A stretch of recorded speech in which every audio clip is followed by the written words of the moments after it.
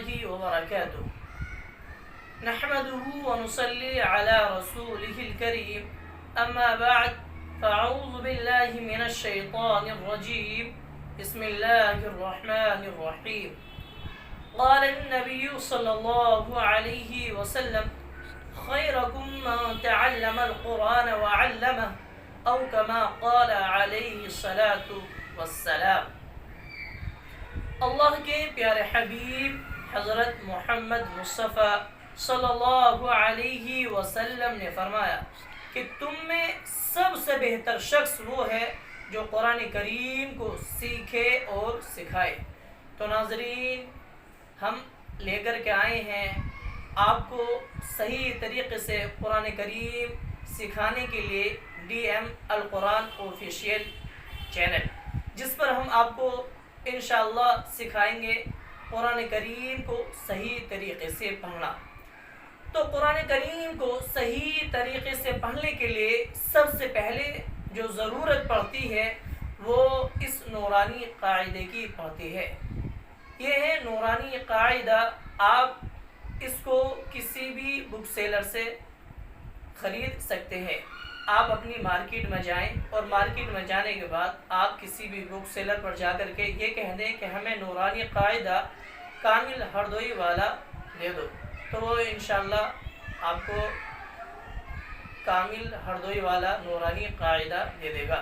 اس کے بعد میں آپ سے یہ عرض کروں کہ یہ جو نورانی قاعدہ ہے اس کی ہمیں قرآن کریم پڑھنے کے لیے کیوں ضرورت پڑتی ہے؟ تو نورانی قاعدہ دراصل قرآن کریم کو صحیح پڑھنے کے لیے سب سے پہلے ضروری یہ ہے کہ ہم اس نورانی قاعدے کو صحیح طریقے سے پڑھنے والے بن جائیں۔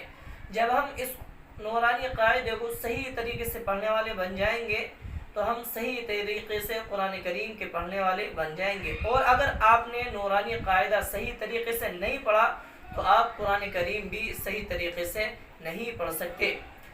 لہذا جنہوں نے قرآن کریم ابھی پڑھا نہیں ہے یا پھر وہ پڑھنا چاہتے ہیں تو ہم سے جڑ جائیں، اور جنہوں نے پڑھ بھی لیا ہے لیکن وہ صحیح طریقے سے قرآن کریم کو نہیں پڑھتے ہیں، ابھی ان کی لفظوں کی ادائیگی صحیح نہیں ہے یا حرف صحیح طریقے سے ادا نہیں ہوتے ہیں یا پھر تجوید کی وہ غلطی کرتے ہیں، قواعد کی رعایت کرتے وہ نہیں پڑھتے ہیں، تو وہ بھی ہم سے جڑ جائیں تاکہ ہم ان تک صحیح قرآن کریم کو پہنچا سکے اور وہ بہتر ایک قرآن کریم کو پڑھنے والے بن جائیں۔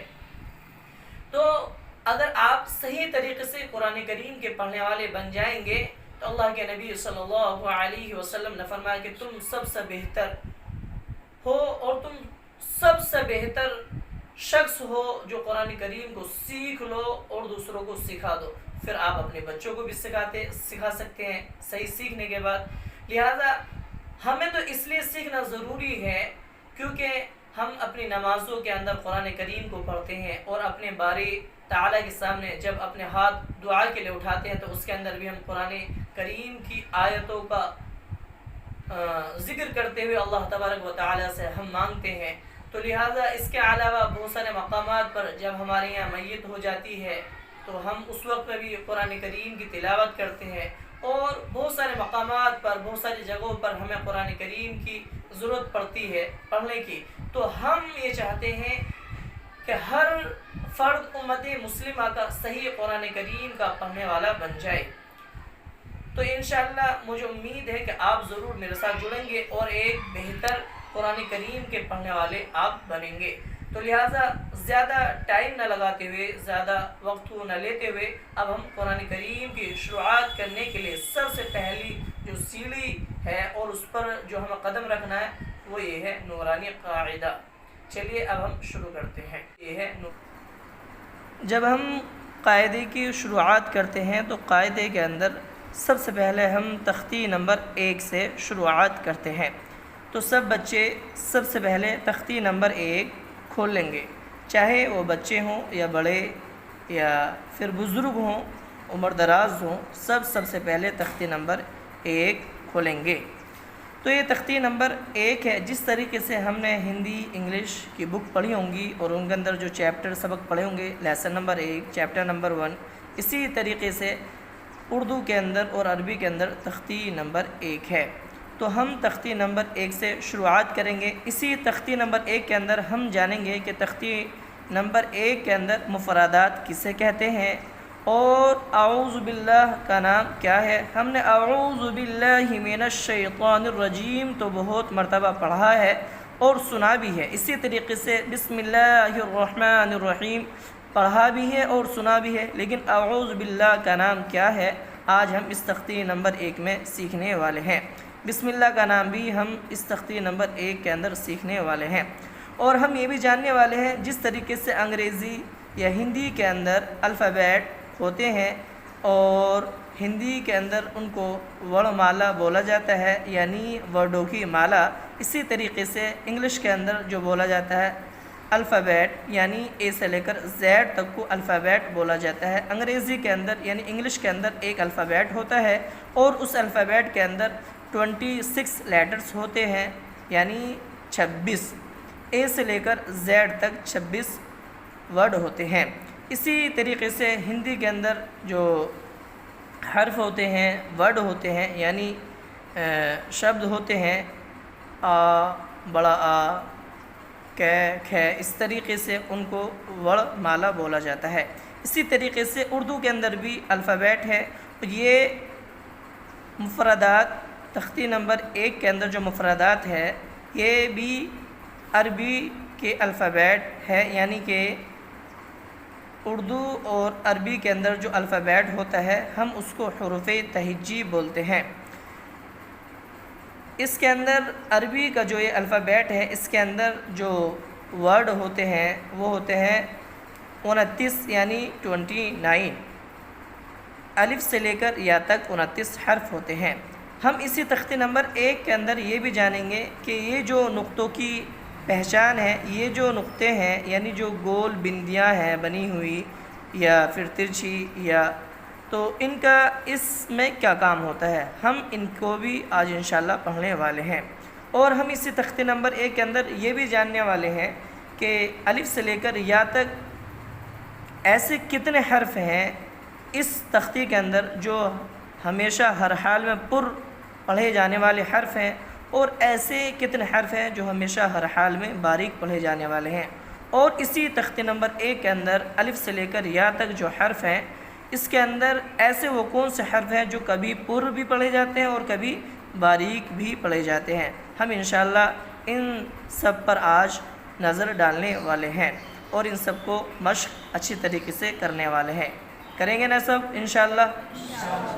چلیے تو ہم شروعات کرتے ہیں تختی نمبر 1 سے۔ تو ہم سب سے پہلے پڑھیں گے تعوذ۔ کیا پڑھیں گے ہم؟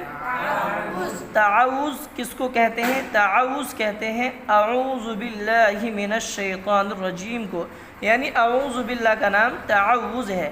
اعوذ باللہ کا نام کیا ہے؟ اعوذ باللہ کا نام کیا ہے؟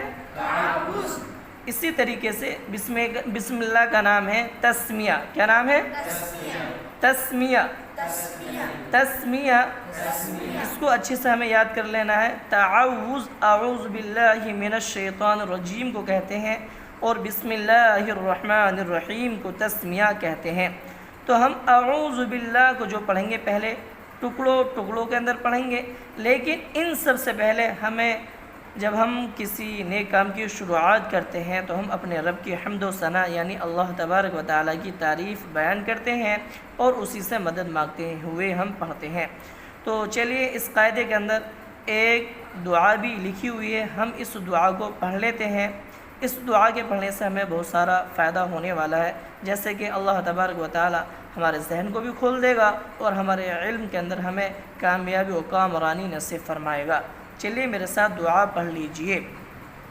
ربی یسر ولا تعسر وتمم بالخیر وبک نستعین یا فتاح ربی زدنی علما۔ یہ جو ربی یسر ولا تعسر وتمم بالخیر، وَبِكَ نَسْتَعِينُ یا فتاح ہے. یہاں تک ہمیں رک جانا ہے. اس دعا کے پڑھنے سے پہلے ہمیں 3 مرتبہ درود شریف پڑھ لینا ہے، اور یا فتاح پر آ کر ہمیں رک جانا ہے. یہاں پر ہمیں 3 مرتبہ درود شریف پڑھنا ہے. پھر ربی زدنی علما، ربی زدنی علما، اس کو ہم 21 مرتبہ پڑھنا ہے، اور پھر بعد میں 3 مرتبہ درود شریف پڑھنا ہے. اسی طریقے سے جب ہم کبھی بھی سبق یاد کرنے کے لیے بیٹھیں گے تو ہم اس دعا کو پڑھ کر کے جب ہم سبق یاد کریں گے تو انشاءاللہ ہمارے سبق بہت جلد یاد ہو جائے گا. کریں گے نا انشاءاللہ اس دعا کا عمل؟ جی چلیے اب ہم تختی نمبر 1 کو سمجھ بھی لیتے ہیں اور اس کو پڑھ بھی لیتے ہیں. تختی نمبر 1 مفردات، الگ الگ حرفوں کو مفردات کہتے ہیں. جیسے الف، با، تا، ثا، جیم، حا، خا، دال، ذال، را، زا، سین، شین، صاد، ضاد، طا، ظا، عین، غین، فا، قاف، کاف، لام، میم، نون، واو، ہا، حمزہ، یا. اب ہم اعوذ باللہ من الشیطان الرجیم یعنی تعوذ کو پہلے ٹکڑوں میں پڑھیں گے تاکہ ہمارے تلفظ صحیح طریقے سے نکل سکے. پڑھیے اعوذ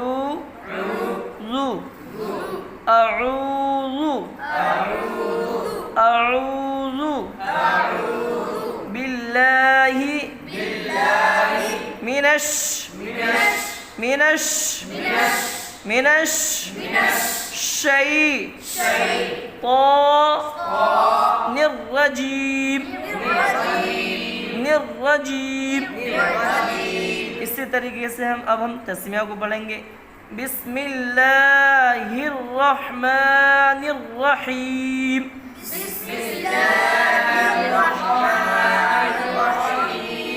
بسم اللہ الرحمن الرحیم. بسم اللہ الرحمن الرحیم. اب دونوں کو ایک ساتھ ملا کر پڑھیں گے الگ الگ کر کے. اعوذ باللہ من الشیطان الرجیم.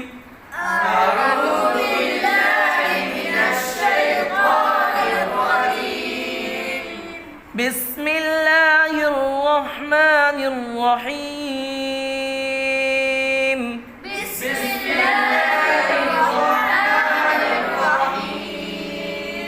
اب ہم آگے مشق کریں گے. الف، با، تا، ثا، جیم، حا، خا، دال، ذال، را،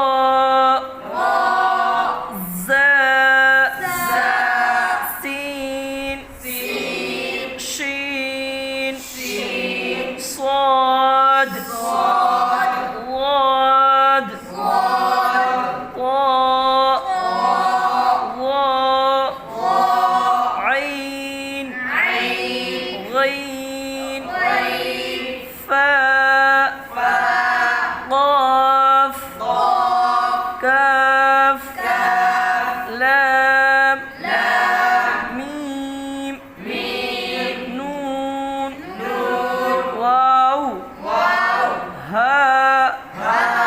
حمزہ یا ہمیں اسی طریقے سے اس کی مشق کرنی ہے. لیکن اب ہمیں یہ سمجھ لینا ہے کہ کہیں کہیں یہ جو نشان بنے ہوئے ہیں، کبھی اوپر کبھی نیچے کبھی درمیان میں، تو ہم ان کو کہتے ہیں نقطے. کیا کہتے ہیں؟ نقطے. اور نقطوں کا سب سے بڑا فائدہ جو ہوتا ہے وہ یہ ہوتا ہے کہ ان سے ہم حرف پہچاننے میں آسانی ہوتی ہے. تو اب ہم یہ سمجھ لیں گے کہ وہ کون کون سے حرف ہیں جن کے نیچے یا اوپر یا درمیان میں نقطے لگے ہوئے ہیں. تو سمجھ لیجئے شروع سے آخر تک. الف ہمیشہ خالی ہوتا ہے. با کے نیچے ایک نقطہ ہے. تا کے اوپر 2 نقطے ہیں. سا کے اوپر 3 نقطے ہیں. جیم کے درمیان میں یعنی بیچ میں ایک نقطہ ہے. ہا خالی ہے. خا کے اوپر ایک نقطہ ہے. دال خالی ہے. ذال کے اوپر ایک نقطہ ہے. را کے اوپر کوئی نقطہ نہیں ہے. زا کے اوپر ایک نقطہ ہے. سین بھی خالی ہے اور شین کے اوپر 3 نقطے ہیں. صاد خالی ہے. ضاد کے اوپر ایک نقطہ ہے. طا خالی ہے. ظا کے اوپر ایک نقطہ ہے. عین بھی خالی ہے. غین کے اوپر ایک نقطہ ہے. فا کے اوپر ایک نقطہ ہے. قاف کے اوپر 2 نقطے ہیں اور کاف خالی ہے. اسی طریقے سے لام خالی ہے. میم خالی ہے. نون کے درمیان میں ایک نقطہ ہے. واو خالی ہے. ہا خالی ہے. حمزہ بھی خالی ہے. یا کے نیچے 2 نقطے ہیں. اسی طریقے سے دوسری یا کے نیچے بھی 2 نقطے ہیں. اب ہم نے نقطوں کی تو پہچان کر لی اور انہیں اچھی طریقے سے ہم یاد کر لینا ہے. اب ہمیں سمجھنا یہ ضروری ہے جیسے کہ میں نے آپ کو بتلایا تھا کہ اس کے اندر وہ کون سے حرف ہیں جو ہمیشہ ہر حال میں پر پڑھے جائیں گے. ایسے 7 حرف ہیں جو ہمیشہ ہر حال میں پر پڑھے جاتے ہیں جن کا مجموعہ خصہ ضغطن قز ہے. چلیے میرے ساتھ آپ ان کو پڑھ لیجئے. خا صاد دونوں کو ملا کر بن جائے گا خصہ. ضاد غین طا ضغطن قاف وا قز. ان 7 حرفوں پر آپ نشان لگا لیں گے. خا صاد ضاد غین طا قاف وا. ان 7 حرفوں پر آپ نشان لگا لیجئے تاکہ یہ آپ کو پر حرف یاد رہیں. اس کے علاوہ الف سے لے کر یا تک جتنے بھی حرف ہیں وہ ہمیشہ ہر حال میں باریک پڑھے جاتے ہیں. لیکن 3 حرف ایسے ہیں الف اللہ کلام اور را کبھی پر اور کبھی باریک پڑھا جاتا ہے. لیکن ان کے پڑھنے کے لیے آگے ڈیٹیل میں انشاءاللہ ہم آپ کو سمجھائیں گے کب یہ پر ہوتے ہیں اور کب یہ باریک ہوتے ہیں. لیکن یاد رکھ لینا بہتر ہے. ابھی فی الحال الف اللہ کلام اور را کون کون سے حرف ہیں؟ وہ الف اللہ کلام اور را. 7 حرف جو پر حرف ہیں وہ کون کون سے ہیں؟ خا صاد ضاد غین طا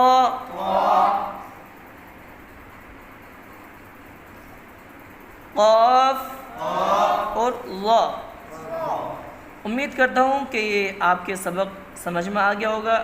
لیکن اب اس کے ہمیں کم از کم 10 سے 15 مرتبہ مشق کر لینی ہے اور اس کو نوٹ کر لینا ہے یعنی لکھ لینا ہے. تختی نمبر 1 کس کو کہتے ہیں؟ اعوذ باللہ کا نام کیا ہے؟ بسم اللہ کا نام کیا ہے؟ سبق یاد کرنے سے پہلے کون سی دعا پڑھنی چاہیے؟ اور الف سے لے کر یا تک کتنے حرف ہیں؟ نقطے والے کون کون سے حرف ہیں؟ غیر نقطے والے کون کون سے حرف ہیں؟ سب سمجھا دیا گیا ہے. آپ کو بس سمجھ لینا ہے اور سمجھ کے اور مشق کر کے ہمیں پڑھنا ہے. اور پر حرف کتنے ہیں؟ باریک حرف کتنے ہیں؟ اور وہ کون سے حرف ہیں جو کبھی پر اور کبھی باریک پڑھے جاتے ہیں؟ امید کرتا ہوں کہ آپ کے یہ سبق سمجھ میں آ گیا ہوگا.